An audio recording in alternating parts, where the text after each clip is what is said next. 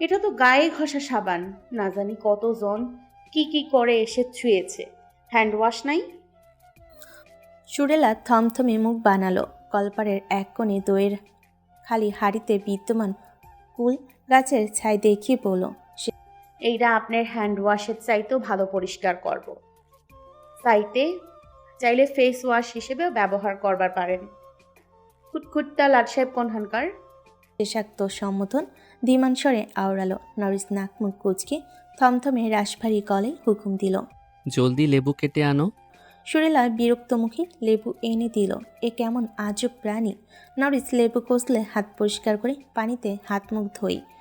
সুরেলা গামছা বাড়ি দিলে নরিস নেয় না। বইয়ের আঁচলে হাত মুখ মুছতে লাগলো।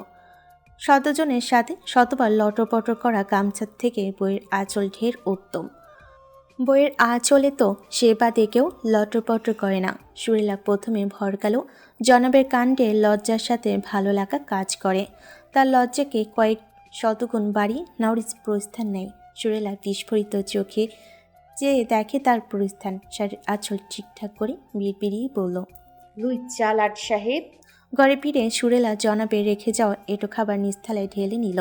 আয়ালি বেওয়া নাতনির কার্যক্রমে ঠোঁট চেপে হেসে টিপ্পনি কাটেন। সুরেলা স্বাভাবিকভাবেই জবাব দিল, আমার ভাইয়ের কষ্টের টাকায় কেনা খাবারের একটা দানাও নষ্ট করার সাধ্যি নেই আমার। নরিস বাড়ি ফেরার তাড়া দেয় সুরেলাকে। সুরেলা অসহায় বোধ করে। ভাইয়ের দিকে তাকালে সিনান শান্ত স্বরে বলল, সুর 2 দিন থাকুক এখানে। গরিবের ঘরে অসুবিধা না হলে আপনিও থাকতে পারেন। নরিস সুরেলার দিকে তাকায়। তার তাকানোর মানে এই কথা তো হয়নি। সুরেলা কি বলবে ভেবে পাচ্ছে না। নরিস ঘাড় ফিরিয়ে হাত ঘড়ি দেখে নিয়ে বলল, কদিন পর না হয় আবার আসবে। দূরে তো নয়, তোরাও যখন খুশি যেতে আসতে পারবি। সুরেলা, যাও, বোরখা পরে নাও। বললাম তো 2 দিন, আমি যেতে দেব না। সিনানের কণ্ঠে দৃঢ়তা। অনেক দিন অভিমানের পর বোনকে কাছে পেল। দুদণ্ড গালগল্প করা হলো না। আবার কবে না কবে আসবে তার ঠিক ঠিকানা নেই। আর সে তো ওই খানবাড়ির চৌকাট মারাবে না। নরিস অসন্তোষ চোখে যায় সুরেলার দিকে।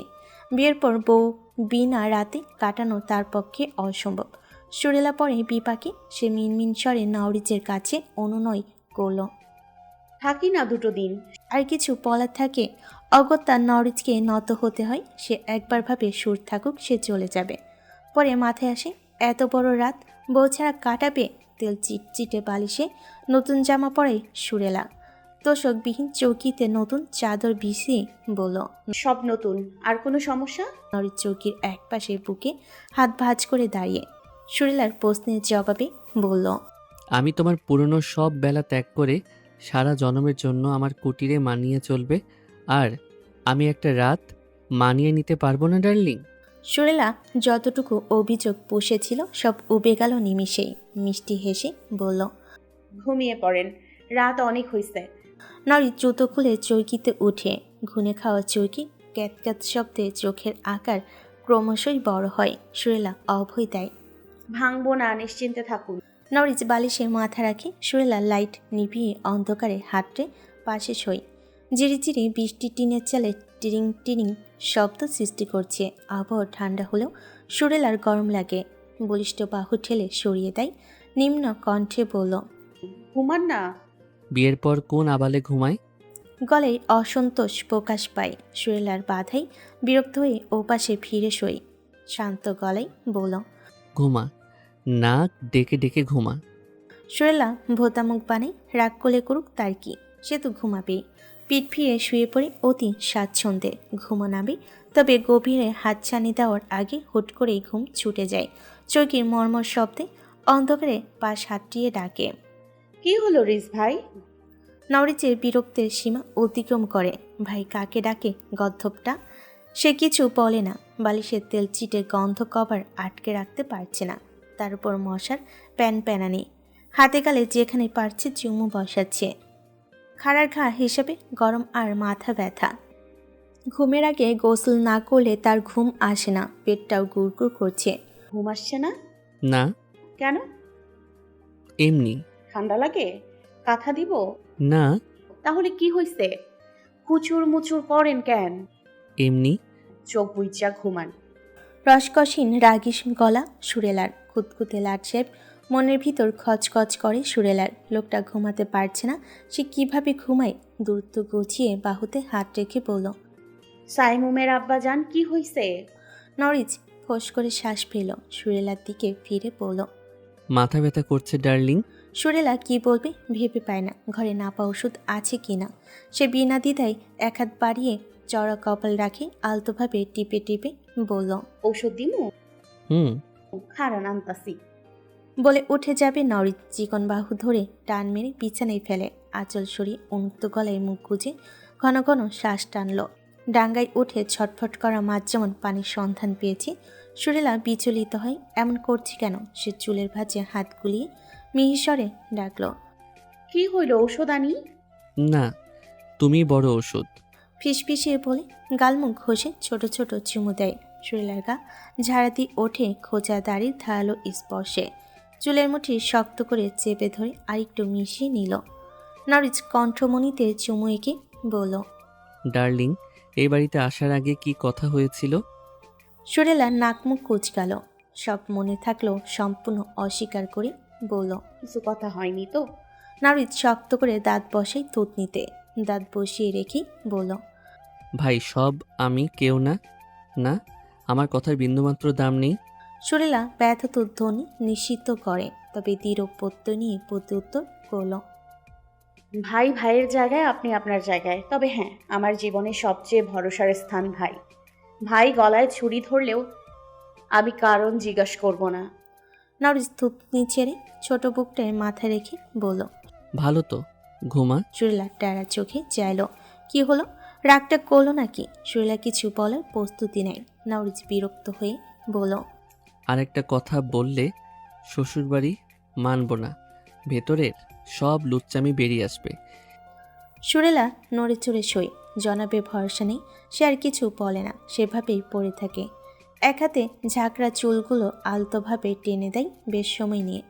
বাড়ির শ্বাস প্রশ্বাসের আওয়াজে ঘাড় বাগিয়ে সেও বুকে মাথা গুজে থাকা জনাবের মুখবিবরের একপাশে ঠোঁট চেপে ধরে রাখে কতক্ষণ। ভালো লাগে তার, দুহাতে জড়িয়ে মিশিয়ে নেয় নিজের সাথে। জনাব তার কিশোরী, স্বচ্ছ মনে দাগ কাটা পেন্সিল, তার আবেগ এক টুকরো ভালোবাসা, তার এক জনমের সখা। আরে তাইলে তাগরে একটা দিন দে, তারা আসুক, আমরা দেখি, যদি পছন্দ হয় আমি আর দেরি করুম না। 4 হাত এক কইরা দিমু। আমার শরীরটা ভালো লাগতেছে না, মনে হইতাছে চোখ বন্ধ করলে সব শেষ। আমি না থাকলে আমার রিফার কি হইব? মায়ের কথায় নীরবে বয়ে বেড়ায় বাড়িধারা। আরিফা নতমুখে মায়ের মাথায় পানি ঢালে। আরিফ মায়ের কথার পৃষ্ঠে বলল। তারা এক পায়ে খাড়া আম্মা, আপনি মত দিলে এই দিন কাবিন পড়াইয়া যাইব। অহন আপনি রিফা দুজনে আরো কিছু সময় বুঝেন, কাল সকালে আমারে জানায়েন। নিজ মতটুকুন জানান দিয়ে আরিফ চলে যায়। রেহলেপানু মেয়ের ভেজা মুখপানে তাকায়, হাত বাড়িয়ে মুখ বিপর ছুঁয়ে দিয়ে শিও ঠোঁটে আঙ্গুল ছুঁয়ে চুমু খায়। স্নেহের গলায় বলল। মোরেও যে অভাগিনী ঔরসে কেন আইছিলি? সারাটা জীবন কষ্টই দিলাম। এই অভাগী মায়ের মন থাইকা ধোয়া দিল, সুখী হবি দেখিস। আরিফা মুখ ফুটে কিছু বলল না, তার নীরবতাই বলে দেয় বুকের হাহাকার। রেহলেপানু চুপ নেই, অনর্গল এটা ওটা বলে যায়, কেমন অগোছালো আগামাতা বিহীন কথাবার্তা। আরিফা চুপচাপ আনমনে শুনে যায়। একসময় খেয়াল করে মা ঘুমিয়ে পড়েছে। আরিফা পানি ঢালা বন্ধ করে মায়ের ভেজা মাথা মুছে দেয় সযত্নে। হিম হয়ে আসা হাত পায়ে কতক্ষণ সরিষার তেল ঘষে দিল ঢুলুঢুল চোখে। হঠাৎ বিদ্যুৎ চমকালো। আরিফা ভয়ে চমকে ওঠে। নিমিষেই আলো নিভে ঘর অন্ধকার হয়ে আসে। আরিফার বুকটা অজানা আতঙ্কের বোধ হয়ে থাকে, কেমন কো ডাকছে মন। ভয়ে হাত পা হিম হয়ে আসে। সে অন্ধকার ঘরে আর আলো জ্বালে না। পা টিপে টিপে দরজায় কিল আটকে মায়ের পাশে গা এলিয়ে দিল। ইচ্ছে করে ছোটবেলার মতো মায়ের বুকে মুখ লুকিয়ে শক্ত করে জড়িয়ে ধরতে। যদিও মা ঘুমে মগ্ন, তবু অস্বস্তি জড়তার কারণে কাছে ঘেঁষা হলো না। বিছানার এক কোণে জড়সড় হয়ে নির্ঘুম রাত কাটিয়ে দেয় আরিফা। আকাশে মেঘেদের গর্জন শোনা যায়, কেমন অদ্ভুত সেই সুর। হঠাৎই ফোনটা ভো ভো শব্দ করে বেজে ওঠে। আরিফা ভয় পায়, চমকে উঠে বুকে থুতু ছিটিয়ে দেয়। অন্ধকার হাতে ফোনটা খুঁজে বের করে চট জলদি। মায়ের ঘুম না ভাঙে তাই আরিফা ফোন নিয়ে বালিশে মাথা চাপা দিল। রিসিভ করে ধীমান স্বরে বলল, আসসালামু আলাইকুম। হ্যালো, কে বলছেন? ওপাশের জবাব শুনে আরিফার ফর্সা মুখটা রক্তিম হয়ে আসে। পুরনো ঘা তরতাজা হয়ে ওঠে। সেই আঘাতে যেন লবণের ছিটা লাগলো। আরিফা তবু নম্র গলায় বলে, ভাইয়া, আমি আরিফা। কিছু বলার থাকলে বলুন। আম্মা ঘুমোচ্ছে। আরিফার শক্ত গলায় রওশন খানিকটা থতমত খেয়ে গেল। কথায় কি ধার বাপ্পা, সেদিন তো নাকে কাঁদছিল। সে গলা খাকারি দিয়ে খানিকক্ষণ কোমল স্বরে বলল, বলার তো আছেই, বলার জন্যই তো ফোন করা। খালাম্মাকে ডাক। যা বলার জলদি বলুন, নইলে ফোন কাটুন। আবারও কর্কশ গলা। রওশন বুঝতে পারে মেয়েটা তার উপর বেজায় চটে আছে। চটে থাকাও অস্বাভাবিক কিছু নয়। সেদিনের জন্য সরি আরিফা, কাজটা আমি মোটেই ঠিক করিনি। ফ্রাস্ট্রেট ছিলাম অনেক। আর আমি আপনার সরি অ্যাকসেপ্ট করলাম। খুশি? এখন ফোন কাটলাম। ফাও কথা বলার সময় মন মেজাজ কোনোটাই নেই। বলতে দেরি, ফোন কাটতে দেরি নেই। রওশন হতভম্ব হয়ে ফোন কানে দাঁড়িয়ে থাকে। এ তো বোম্বাই মরিচ। সে তো মিমু করা ভেজা বিড়াল ভেবেছিল। লাজুকলতার মুখটা এত নম্র ভদ্র, তার বিশ্বাস করতে কষ্ট হচ্ছে। সে এইমাত্র আরিফা নামক রমণীর সাথে কথা বলল। নিশ্চয়ই অন্য কেউ ছিল। আরিফার চোয়াল শক্ত। প্যাঁচা কোথাকার এখন সরি মারাচ্ছে। প্রথম দেখায় রিজভাই মনে করেছিল প্যাঁচাটাকে। সুদর্শন সুপুরুষ দেখে কিশোরীর মনটা একটু খচখচ করেছিল, কিন্তু তার আচরণ আরিফা সেসব কিছুই আর ভাবে না। সাউরিতে দেরি করে ওঠে আরিফা। এক পেটের জন্য রান্না করবে না। ওই রাতের ভাত পাতিলে তেমনি পড়েছিল, নষ্ট না হয় তাই পানি দিয়ে রেখেছে। কাঁচামরিচ পেঁয়াজ দিয়ে পেট ভরে পান্তা খেয়ে নিল আরিফা। ভাই এসে একবার গরম ভাত খাওয়ার জন্য ডেকেছিল। আরিফা যায়নি। খাওয়া শেষে নামাজ কোরআন পড়ে তসবিহাতে মায়ের শিওরে বসে। দোয়া দৌড় পড়ে ফু দেয় মায়ের ঘুমন্ত মুখটায়। মায়ের ঘুমিয়ে থাকার সুযোগ নিয়ে জর্দা লজ্জা কাটিয়ে কপালে ছোট্ট চুমু দেয়। কিন্তু কে জানতো চুমুটা তার জীবনের সবচেয়ে বড় ভয়ানক অভিজ্ঞতায় পরিণত হবে। আরিফা ঘন ঘন শ্বাস টানল। কণ্ঠরোধ হয়ে আসে। কি বলবে ভেবে উঠতে পারে না। হা করে তবে গলা দিয়ে ধ্বনি নির্গত হয় না। অনেকক্ষণ চেষ্টার পর হঠাৎ ফুপিয়ে কেঁদে ওঠে। মায়ের অসার দেহখানা জড়িয়ে নেয়। এক করুণ গগন বিদারী চিৎকারে হাহাকার শোনা যায়। ভোরের পাখিদের চিউ চিউ আওয়াজ থেমে যায় ক্ষণপলের জন্য। রাতের পোকারা থমকায়। শিমুল গাছের ডালে ঝুলে থাকা বাদুর ডানা ঝাপটে উড়ে যায় গগনের বুকে। বৃষ্টির পানিতে বর্ষার রানী কদম নেমেছে সদ্য। বিন্দু বিন্দু জমে থাকা পানির কণে ভোরের কমলা রাঙ্গা রোদ এসে সুরসুরি দিচ্ছে। নয়নাভিরাম দৃশ্য দূর থেকে দেখে কিশোরী দৌড়ে আসে। গাছের গা পিচ্ছিল অনেক। উঠতে নিয়ে দুবার পড়তে পড়তে বেঁচে যায়। তাই তো বিপরীত পন্থা হিসাবে বাঁশের লগিয়ানে কদম ফুল পারবে, কিন্তু সুবিধার করতে পারে না। বাড়ির পেছনে দাঁড়িয়ে নিম ডালে মেছাক করছিল সিনান সালেহ। শাপলার কীর্তিকলাপ সবই দেখছে। এগিয়ে গিয়ে ধমকে বলল, সাত সকালে কি এখানে? দিন দিন বড় হইতেছিস আর আকল জ্ঞান গুমর হয়ে যাইতেছে। যা বাড়িটা। শাপলা তেরেমে করে তার কাজ করে যায়। সিনান সালেহ নামক খিটখিটে লোকটাকে পুরোপুরি অদেখা করে স্নানের তা সহ্য হবে। হাত থেকে লগি কেড়ে নিয়ে মাথায় ঠাস করে লাগায়। কথা কানে যায় না? যাই তো খুব আই তই তুমি কেডা যে তোমার কথা শুনমু? শাপলা ভৎসনা করে বলে।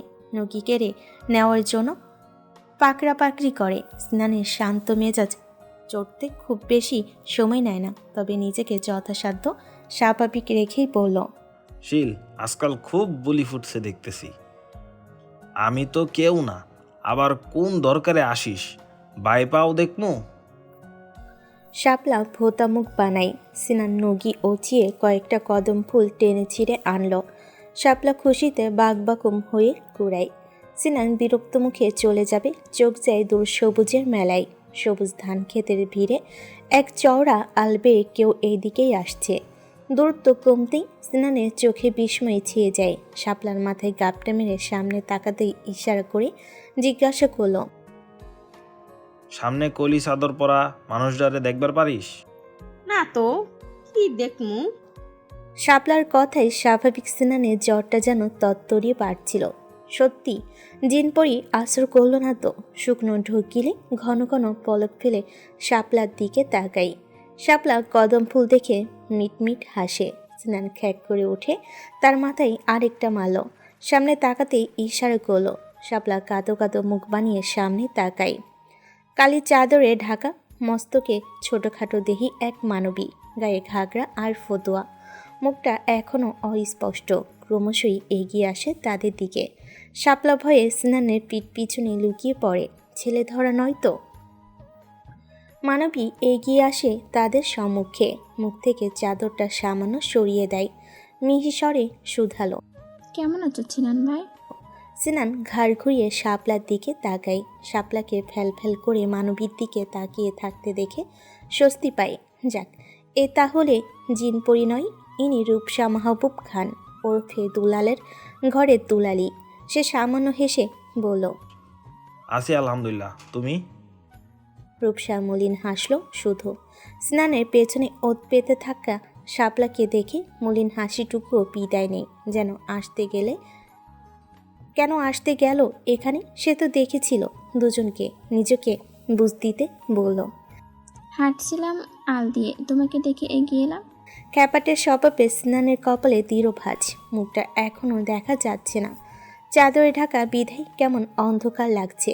শাপলা সিনানের পিঠ পেছন থেকে বেরিয়ে এসে রূপসার সামনে দাঁড়ালো।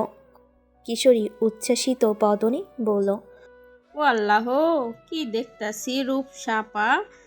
কেমন আছেন আপা? আমারে চিনছেন? আমি শাপলা। হ্যাঁ চিনি, শফির বোন না তুমি? রূপসা শাপলার কথার জবাব দিল অভিমানী চোখ জোড়া নিষ্ঠুর। নিত্যই পাষণ্ড লোকটার ওপর আটকে গেছে নিস্পৃহ ভরা সেই চোখে আশার সঞ্চার।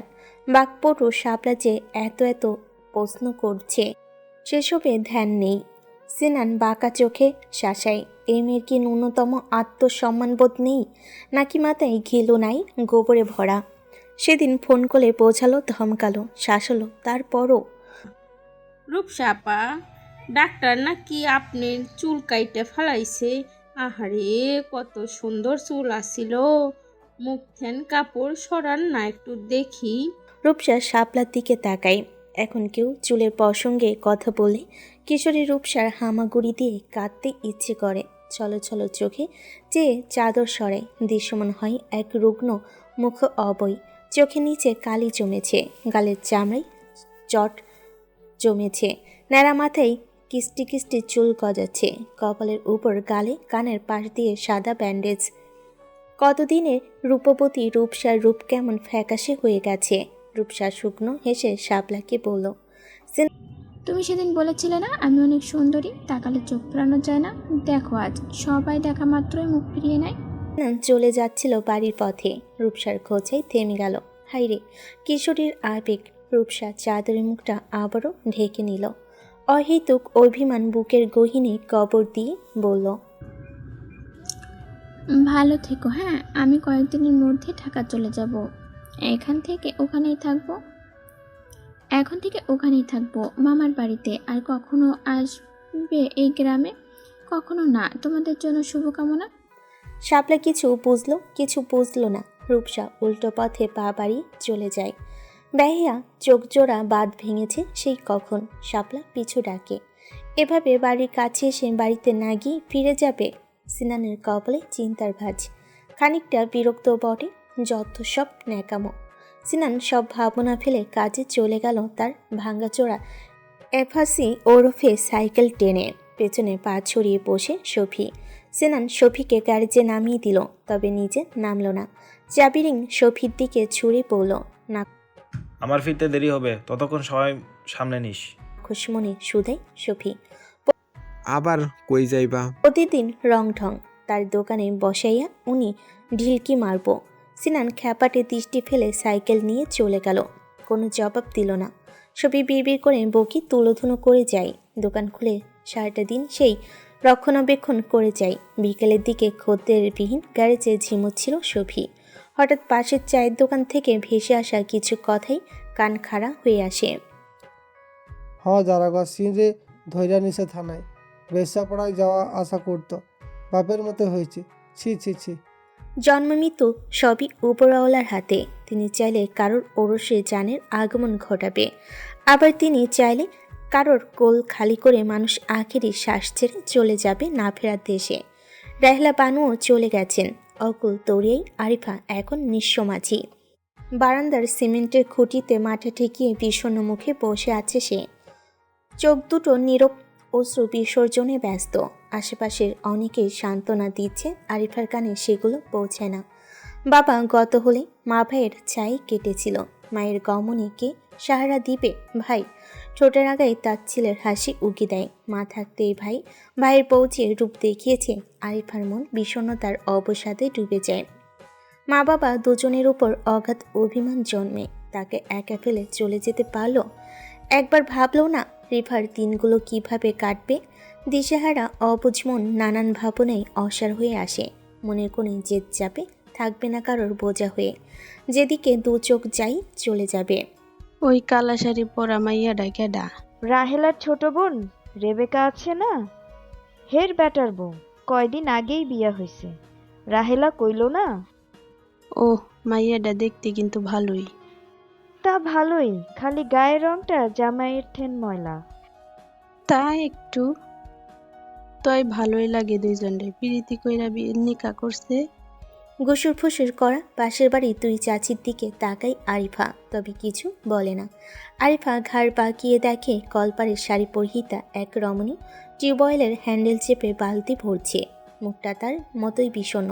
সে উঠে কলপারে গিয়ে বলল, ভাবিজান, আমি ভরছি, আপনার কষ্ট হচ্ছে? সুরেলা আরিফার দিকে ফিরল, মুখে হাসি ফুটিয়ে বলল, কষ্ট কিসের? আপা ইয়ামিন আর ইকরাকে গোসল করাবেন বললো, তাই পুরো করলাম। আরিফা ঠোঁট চোখা করে ওহ বলে আবার বারান্দায় গিয়ে বসলো। সুরেলা মলিন মুখে চেয়ে দেখে তাকে। মেয়েটাকে দেখলেই বুকটা স্যাত করে ওঠে। বাবা তো নেই, মায়ও ফাঁকি দিয়ে চলে গেল। এক ভাই, সেও না থাকার মতোই। একলা মেয়ে মানুষের জীবন কিভাবে কাটবে? শাশুড়ি আম্মা অবশ্য বলেছেন রিফা আপুকে তাদের সাথে নিয়ে ফিরবেন, কিন্তু রিফা আপু যাবেন না। অন্যের বাড়ি আশ্রিতা হয়ে থাকবেন না তিনি। গলায় রশি বেঁধে নদীতে ঝাঁপ দিবে, তবুও না। সুরেলা অবাক হয়ে তখন দেখছিল তাকে। রিফা আপুর আত্মসম্মানবোধ খুব প্রখর। সে হলে পোটলা বেঁধে বেরিয়ে পড়ত। রিফা আপুকে দেখে তার ভাইয়ের কথা মনে পড়েছিল। দুজনের ব্যক্তিত্বের তুলনা নেই। হুট করে মাথায় উকি দেয় কিছু জল্পনা কল্পনা। সিন ভাইয়ের জন্য রিফা আপু মন্দ নয়। তার ভাই একটু কড়কড়া আর রিফা আপু কোমলমতি। তবে একটু দ্বিধাবোধ কাজ করে। রিফা আপু রওশন ভাইয়ের বিয়ের প্রস্তাব নাকচ করেছে, সেখানে সিন ভাই। তবে সে কথাটা মাথায় রাখে, জনাব আসলে একবার কথা বলবে ক্ষণ। মামু ডার্লিং, এই দেখো কদম ফুল, সুন্দর না? ছোট্ট ইকরার হাতে একগুচ্ছ কদম ফুল। ফুলের গোছা সুরেলাকে দেখি হেসে বলল। সুরেলা সতর্ক দৃষ্টিতে এই দিক ওদিক তাকাই, কেউ শুনে ফেলেনি তো? এই বিচ্ছু গত দিনে দেখলে মামুর ডার্লিং বলে ইজ্জতের ফালুদা বানিয়ে ছাড়ছে। শার্শির তো এমনভাবে তার দিকে তাকায় যেন অজগর তার শিকারকে গিলে নিবে ক্ষণ। নরিন আপু বাঁকা চোখে চাই। সে হাসি মুখে বলল, ইকরা মামুর ডার্লিং আবার কেমন পচা পচা শোনায়। তুমি আমাকে মামি জান বলে ডেকো কেমন? তাহলে মামু জান তোমাকে ডার্লিং কেন ডাকে? কারণ সে যে এক নম্বরের লুচ্চা। বলতে চাইল, মুখ ফুটে বলা হয় না। কোন চোখে চাই সে। এর মাঝে আরেকজন এসে হাজির। সেও ডাকছে মামুজানের ডার্লিং। সুরেলার ইচ্ছে করে পালিয়ে যেতে। নরিনাপার আগমনে সুরেলা কাচুমাচু মুখ বানালো। ননাস তার জনাবের মতো গোমরা গোমরা মুখ বানিয়ে রাখে সব সময়। আম্মা ডাকছে তোমাকে, যাও। সুরেলা মাথা কাত করে চলে যায়। বিয়ের আগে নরিনাপা তুই সম্বোধন করলো, বিয়ের পর তুমিতে নেমে এসেছে। ভালোই লাগে সুরেলার। আপা গম্ভীর হক, তার সাথে সেভাবে না মিশুক, কিন্তু অসম্মান করে না, এই ঢের ভালো। সে রান্নাঘরে পৌঁছাতেই শাশুড়ির কর্কশ গলা শুনতে পেল। নবাবজাদি তো আপনি, গায়ে হাওয়া লাগিয়ে ঘুরবেন ফিরবেন, এইখানে বসেন, আমি বাতাস করি, আসেন, আরে আসেন না। গায়ে হাওয়া লাগিয়েই তো ঘুরছি, বাতাস করার কি প্রয়োজন আম্মা? সুরেলা কর করে গলায় বলে উঠল। রাহেলা বানু জ্বলন্ত চোখে চাই। হেসেলের উত্তপ্ত আগুনে রাজি ফর্সা মুখটা লাল হয়ে আছে, গরমে মেজাজ তুঙ্ক স্পর্শী তেজের সহিত বলল, কতবার বলেছি আমাকে আম্মা ডাকবি না? তাহলে কি আম্মা জান ডাকবো? না মস্করা করছিস আমার সাথে? না, সেই স্বার্থ কি আর আমার আছে আম্মা জান? রেবেকা বানু আগুনের চেয়েও বেশি তেজ নিয়ে জ্বলে পড়ে উঠলেন। বোন রাহেলার পরলোক গমন করেছে আজ 3য় দিন। মাদ্রাসার হাফিজদের কাছে কোরআন খতম পড়ানোর জন্য বলা হয়েছে। ইফতারে হাফিজদের সহ আরও কিছু হুজুর ডাক দেওয়া হয়েছে। তাদের আপ্যায়নের আয়োজন চলছে রান্নাঘরে। তিনি আর আরিফের বউ ফরিদা কাজ করে যাচ্ছেন, আর মহারানী ড্যাং ড্যাং করে ঘুরে বেড়াচ্ছে। ফরিদাকে ফ্যাল করে তাকিয়ে দেখে। রেবেকা বানু কথা বাড়ে না, যাচ্ছে নিজেদের ঘরে। বাইরে প্রকাশ করে লোক হাসানোর মানেই হয় না। তিনি দাঁতে দাঁত চেপে হেসে বললেন, বউ, বড্ড কথা শিখেছিস দেখছি, বাড়ি ফিরে মুখে ঝামা কষিয়ে দিব। এখন চুপচাপ কাজে হাত লাগা। সুরেলা ভোতা মুখে কাজে হাত লাগালো। মনটা তার অজানা কারণে কেমন বিষণ্ণ হয়ে আছে, কেমন অশুভ অনুভূতি তাড়া করে বেড়াচ্ছে। রেবেকা বানু সুযোগ বুঝে রান্নাঘর থেকে কেটে পড়েন। এই ভ্যাবসা গরমে চুলোর আছে বেশিক্ষণ থাকা সম্ভব না। শাশুড়ি চলে যেতে সুরেলা খেয়াল করে আরিফার ভাইবো কেমন উসখুস করছে, যেন কিছু বলতে চাইছে। সে হালকা হাসার চেষ্টা করে শুধালো, কিছু বলবেন ভাবি? ফরিদা আশেপাশে সতর্ক দৃষ্টি ফেলে বলল, শাশুড়ির সাথে আপনার বনে না। না, অবশ্য বনবো কেমনে? ওনারে দেখলেই তো রিনা খানের কথা মনে আসে। জাদরেল একখান শাশুড়ি পাইছেন। আহ আহ সুরেলা মৃদুকে এসে বলল, আপনার ধারণা ভুল ভাবি, আম্মার সাথে আমার বনে খুব। এসব তো মশকরা। ফরিদার মুখটা দেখার মতো হয়েছিল। এরপর আর একটু শব্দ করে না। একটানা কাজ করে একঘেয়েমি এসেছিল, তাই ভেবেছিল একটু রং মশলাওয়ালা আলোচনা করে রান্নাঘর রমরমা করে তুলবে। সুরেলা ঠোঁট টিপে হাসলো শুধু। ঘরে কুরুক্ষেত্র বাঁধুক, বাইরের ভাবমূর্তি উজ্জ্বল রাখতে হবে কি না। সুরেলা মাংস কষাচ্ছিল, এরই মাঝে ইয়ামিন ছুটে আসে। বাটন ফোনটা তার দিকে বাড়িয়ে পড়ল। সুরেলা আর চোখে ফরিদা ভাবির দিকে তাকায়। বাচ্চা দুটো মান ইজ্জত কিছুই রাখবে না। সে বলল, তোমার মামুজানকে বলো আমি এখন ব্যস্ত আছি, কথা বলতে পারবো না। ইয়ামিন হুবহু নকল করে ফোনে পাঁচের গোলো। ওপাশ থেকে কি কথা হলো কে জানে। ইয়ামিন সুরেলার দিকে এগিয়ে এসে কানে ফোন চেপে ধরল। সুরেলা কপাল কুঁচকে সালাম দিতেই ওপাশ থেকে শোনা গেল, কি এমন মহাকাব্য রচনা করেছেন শুনি? ওই আরিফ ভাইয়ার ছেলে ফরহাদ আছে না, ছেলেটা প্যান্ট ভরেই হাগু করে দিয়েছে। মারবো টেনে চড়, কিছু বলি না বলে মাথায় চড়ে নাচিস, তাই না? দমকে মুখটা শুকিয়ে যায়। একটু মজা করে বলেছে, তাই বলে এভাবে ধমকাবে? সে গোমরা মুখ করেই বলল, রান্না করছি, ইফতারে কিছু হুজুরদের দাওয়াত করা হয়েছে। আমি আসতে পারবো না। নিশান চাচ্চুকে আনতে এয়ারপোর্টে যাব। ইকরাম দুলাভাই আর রওশন রওনা দিয়েছে, সাথে সুভাষিনীও আছে। ওকে চোখে চোখে রাখিস, হাতছাড়া করবি না। আজ রাত ওখানে থেকে ভোরবেলায় রওনা দিবি সবাই। আচ্ছা। ছোট্ট করে জবাব দিল সুরেলা। নরিচের গমগমে আওয়াজ আবারও শোনা যায়। সাবধানে থাকিস, নিজের আর সবার খেয়াল রাখিস। রাখছি কেমন? সুরেলার সম্মতি জানি ফোন কাটল।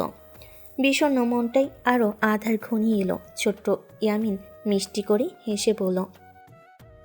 সুরেলা চোখ বড় বড় করে। ইয়ামিন এগিয়ে এসে টুপ করে গালে চুমু দিয়ে চলে যায়। ভাইজান, কাজটা কি ঠিক করলেন? আমার পোলাটা 2 রাত 1 দিন জেলে, কি অবস্থায় আছে আল্লাহ মালুম। পুলিশের দারোগা যদি মারে পিঠে। সালেহ উদ্দিনের কথাই মন্টু মিয়া বেজায় বিরক্ত হন। কর্কশ গলায় বললেন, অহন পোলার জন্য দরদ উতলাই উঠতেছে। আমরা তো চেষ্টা করতেছি নাকি, কিছু সময় তো দেওয়া লাগবে। পুলিশ কেক ফ্যাক্টরি থেকে সিনরে হাতে নাতে ধরছে। ওর গ্যারেজে তল্লাশি করে গাঁজা, ইয়াবা, ফেন্সিডিল আরও কি জানি পাইছে। ওইগুলা ওহনে গেল কেমনে মিয়া? তোমারে না কইছি বাড়তে রাখতে? সালেউদ্দিন কাচুমাচু মুখ বানিয়ে বলল,